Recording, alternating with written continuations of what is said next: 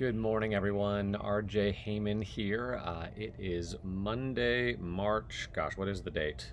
March 30th. One day seems to blend into the next, doesn't it? Hope you had a wonderful weekend and a wonderful Sunday. Looking forward to a good week this week. Our reader for today is Thomas Simmons. So, Thomas, please take it away. I am Thomas Simmons, and this is a reading from the book of Mark. They went on from there and passed through Galilee. He did not want anyone to know it, for he was teaching his disciples, saying to them, "The Son of Man is to be betrayed into human hands, and they will kill him, and 3 days after being killed, he will rise again." But they did not understand what he was saying and were afraid to ask him. Then they came to Capernaum, and when he was in the house, he asked them, "What were you arguing about on the way?"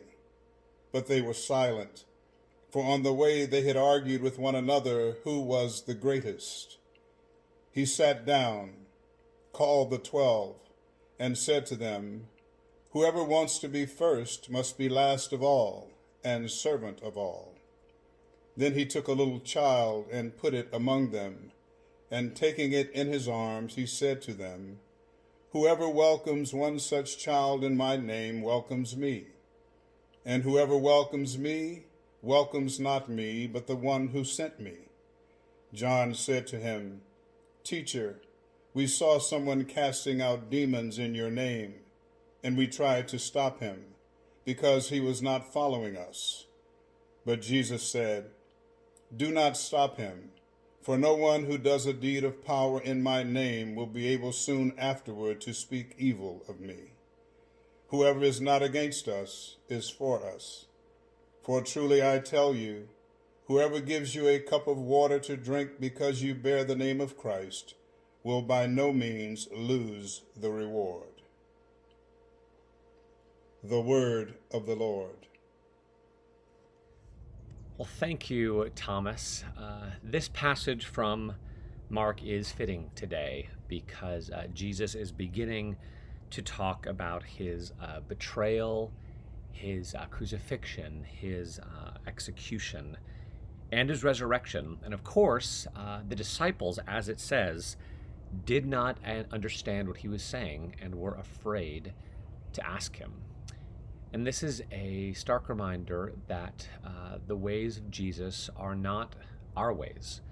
That if I was God and I came down to earth, the last thing I would want to do would be to come in weakness, in poverty, in servanthood, and ultimately to die. Like, who does that? What kind of God comes to die for people who are rebelling against him? And yet that is our God. And that's made even more stark because directly after Jesus is talking about his crucifixion, of course, the 12 disciples are arguing about which one of them is the greatest. That's what matters to us. Status, power, greatness, having other people serve us. But what does Jesus say? That this is not his way. The Son of Man, he's talking about himself. That's an often used title that Jesus uses for himself. The Son of Man did not come to be served, but to serve, and to give his life as a ransom for many. So again, today, and especially as we head into the most holy of weeks, we remember and marvel at the mystery of God's love for us, his service towards us, that the God of the universe did not come to lord it over us, but again to give his life as a ransom for many. So let us rejoice in that fact, the service that God has performed for us in winning our salvation and forgiving our sins. And as we remember that earthly power and status don't actually matter to God, but rather service, my prayer is that my own heart and all of our hearts would be turned towards service to our fellow man, our fellow men and women, especially in this difficult moment. So God be with you today and bless you, and I will see you tomorrow. Bye.